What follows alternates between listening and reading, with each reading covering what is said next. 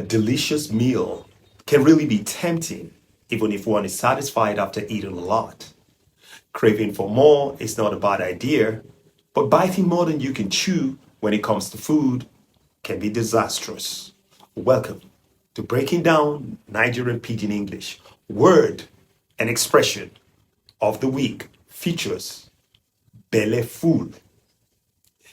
The word Belle full in Nigerian Pidgin English means to be satisfied.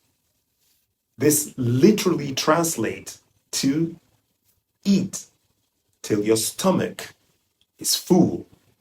For example, I don belle full. Thank you. The party choke. People eat belle full. For this hard time, it's tough to eat belle full. You don belle full? This small food no go belle full me. Put more. This is where we draw the curtain on word and expression of the week. Make your day count.